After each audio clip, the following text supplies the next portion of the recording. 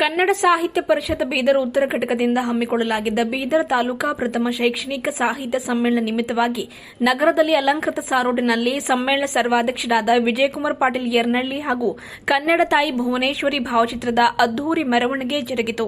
ಬೇವಿ ಭೂಮರೆಡ್ಡಿ ಕಾಲೇಜಿನಿಂದ ಆರಂಭವಾದ ಈ ಮೆರವಣಿಗೆ ಕಿತ್ತೂರು ರಾಣಿ ಚೆನ್ನಮ್ಮ ವೃತ್ತ, ಬೊಮ್ಮಗೊಂಡೇಶ್ವರ ವೃತ್ತ, ಬಸವೇಶ್ವರ ವೃತ್ತ, ಮಹಾವೀರ ವೃತ್ತ, ಭಗತ್ ಸಿಂಗ್ ವೃತ್ತ, ಡಾ ಬಿಆರ್ ಅಂಬೇಡ್ಕರ್ ವೃತ್ತ, ಶಿವಾಜಿ ವೃತ್ತ, ಕನ್ನಡಾಂಬೆ, ರೋಟರಿ ವೃತ್ತದ ಮೂಲಕ ಹಾಯ್ದು ಪೂಜ್ಯ ಚನ್ನಬಸವ ಪಟ್ಟದೇವರ ರಂಗಮಂದಿರಕ್ಕೆ ಬಂದು ತಲುಪಿ ಸಮಾರೋಪಗೊಂಡಿತು.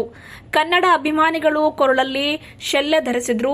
ವಿದ್ಯಾರ್ಥಿಗಳ ಕೈಯಲ್ಲಿ ಕನ್ನಡ ಧ್ವಜ ಹಿಡಿದು ಹೆಜ್ಜೆ ಹಾಕಿದ್ರು. ಲಂಬಾಣಿ ನೃತ್ಯ, ಕುದುರೆಯ ಮೇಲೆ ವಾಹನಗಳಲ್ಲಿ ಕುಳಿತಿದ್ದ ಬಸವಣ್ಣ ಹಾಗೂ ಇತರೆ ಶರಣರ ಪಾತ್ರಧಾರಿಗಳು ಗಮನ ಸೆಳೆದ್ರು.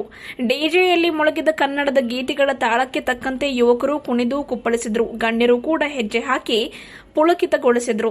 ದಾರಿಯುದ್ದಕ್ಕೂ ಕನ್ನಡ ಪರ ಘೋಷಣೆಗಳು ಮೊಳಗಿದವು. ಅನೇಕರು ಸಮ್ಮೇಳನ ಅಧ್ಯಕ್ಷರ ದಂಪತಿಗಳನ್ನು ಸತ್ಕರಿಸಿ ಗೌರವಿಸಿದರು.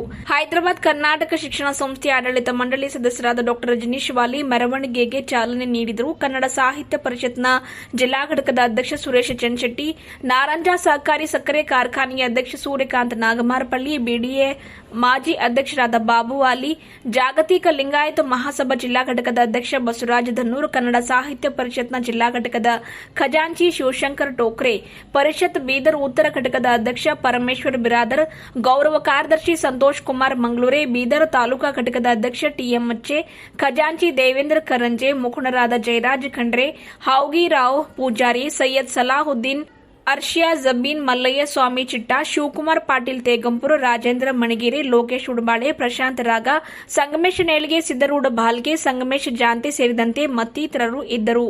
ಇದಕ್ಕೂ ಮುನ್ನ ಪೂಜ್ಯ ಡಾ ಚನ್ನಬಸವ ಪಟ್ಟದೇವರ ರಂಗಮಂದಿರದಲ್ಲಿ ಭಾರತೀಯ ಬಸವ ಬಳಗದ ರಾಜ್ಯ ಅಧ್ಯಕ್ಷ ಬಾಬು ವಾಲಿಯವರು ರಾಷ್ಟ್ರ ಧ್ವಜಾರೋಹಣ, ಕನ್ನಡ ಸಾಹಿತ್ಯ ಪರಿಷತ್ ಜಿಲ್ಲಾ ಘಟಕದ ಅಧ್ಯಕ್ಷ ಸುರೇಶ್ ಚನ್ಶೆಟ್ಟಿ ನಾಡ ಧ್ವಜಾರೋಹಣ ಹಾಗೂ ಪರಿಷತ್ ಬೀದರ್ ಉತ್ತರ ಘಟಕದ ಅಧ್ಯಕ್ಷ ಪರಮೇಶ್ವರ್ ಬಿರಾದರ್ ಪರಿಷತ್ ಧ್ವಜಾರೋಹಣ ಮಾಡಿದರು.